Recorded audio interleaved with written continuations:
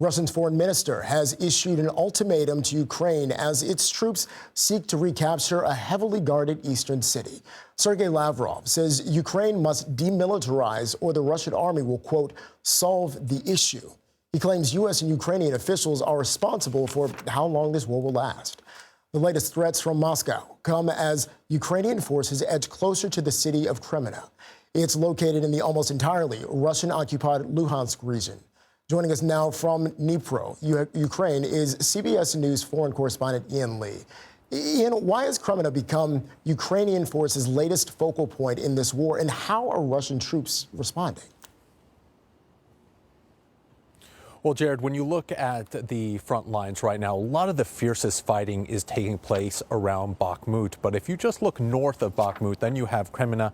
This is a very strategic town, also is Svatova. That's because a main highway runs down that corridor going to Bakhmut. And really, when you're taking territory, each piece of land doesn't have the same value. By taking these two hubs, they will cut off supplies to Russian forces in Bakhmut. So it is crucial that Ukraine takes that because they will wither away Russia's ability to fight in that area, but also it could outflank those Russian forces in Bakhmut. And we've seen this in the past, Ukraine do this by either outflanking or cutting off supplies and thus forcing the Russians to retreat without any real strong frontal assaults.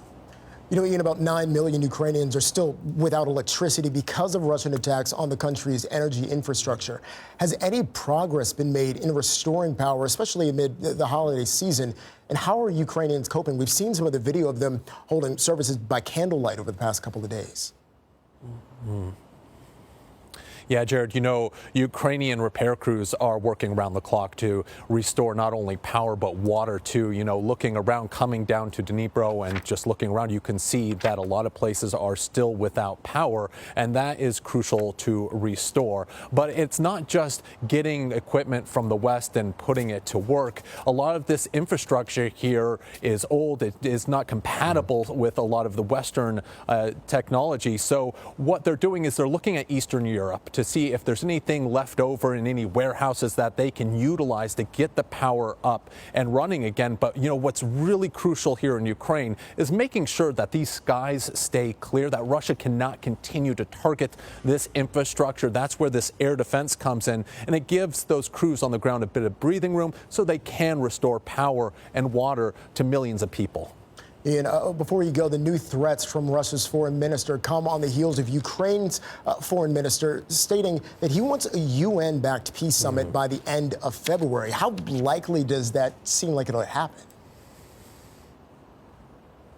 Well, there's probably going to be some sort of summit in February. Ukraine is pushing for it. They have a lot of support. They're calling for all those countries that supported them in the UN to back this effort. But Ukraine has said that really Russia's not welcomed unless they are open to potential war crimes trials. You know, Russia says they want peace talks, but they want to hold on to Ukrainian territory. And a lot of people see Russia's overtures of peace as disingenuous, more like buying time so they can rebuild their depleted forces than really trying to seek a peace deal.